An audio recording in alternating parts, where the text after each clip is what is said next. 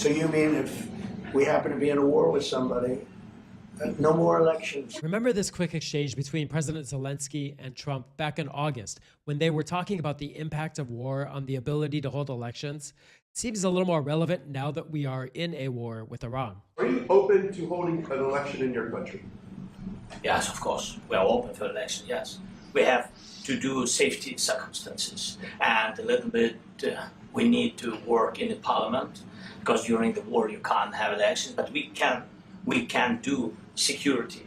We need, maybe, we need a truth, yes, everywhere, in the battlefield, in the sky, in the sea, yeah, to make possible for people to do democratic, open, legal elections. So you say during the war you can't have elections. So let me just say 3.5 years from now. So you mean if we happen to be in a war with somebody, no more elections? Oh, that's good. I wonder what the fake. You like this idea? Yeah. Now, since he hasn't told us, who knows what are the one or more real reasons that Trump took us into this war with Iran without any clear explanation of why or how we will get out of it. Maybe it's money that his family has tied up with Saudi Arabia. Maybe it is the military-industrial complex and the relationship that he has with Israel. Maybe it's the relative ease with which he thinks he can just topple a dictator like he did in Venezuela not too long ago. Or maybe it is to create a pretext to interfere with upcoming elections here in the United States. Whatever the reason or combination of reasons, more and more experts are sounding the alarm about how an autocrat uses the military, both abroad and at home. Here's Timothy Snyder, the author of, among other books on tyranny, about this moment. Insofar as this has to do with American politics, it's domestic politics, and in particular, the need to create some kind of foreign conflict so that Trump can say, well, we have to do special things around the elections.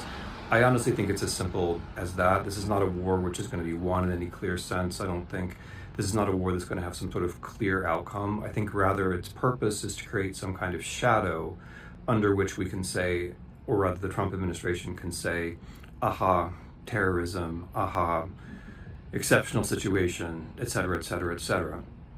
We know this logic. We can be prepared for this logic. Journalists and especially judges should be prepared for this logic and not allowed to go through. There's something horrible, specifically horrible, about trying to undo democracy by carrying out a foreign war. And as of the time that I'm recording this, there have already been real human impacts. 6 U.S. service members killed. Others have had to eject from fighter jets. 175 or more schoolgirls killed in a school in Iran. Here's an op-ed from Ben Rhodes in the New York Times. He served as a national security advisor to President Obama. And here's what he says. Authoritarian politics and military aggression are a dangerous mix. Within a few months, Trump has ordered the military to blow up boats in the Caribbean, abduct the leader of Venezuela, and decapitate the government of Iran. The absence of any congressional authorization or campaign to prepare the American people feels intentional. We are not meant to think much about the basis for action, how much it costs, or what happens after the spectacle of bombs falling. Before we digest the last operation, there is the threat of a new one. The dizzying nature of these actions makes them seem routine. And I think that dizzying nature is a feature of authoritarian societies, including the one that we are now living in. Senator Chris Van Hollen reminding us how many times Trump and J.D. Vance lied about not wanting to get us into a mess like they've just gotten us into. Also reminds us that there's this thing called Congress that could do something about it through the War Powers Act. Remember all the times that Donald Trump and J.D. Vance looked the American people in the eye and said they would not drag America into a war? They lied. They lied directly to the American people. Because today, Donald Trump launched a war of choice against Iran. This is the same president who tore up the agreement that had been reached to prevent Iran from getting a nuclear weapon. It is a gross violation of the Constitution because only the Congress has the power to declare war. It's also a gross violation of international law just to go off and strike another country, however awful the government of that country may be. So Donald Trump and J.D. Vance lied to us. And now we must do everything we can to reverse this decision. The Senate and the House should come back immediately to pass the War Powers Resolution to stop it. Ben Rhodes goes on to describe how Trump has already used the military at home.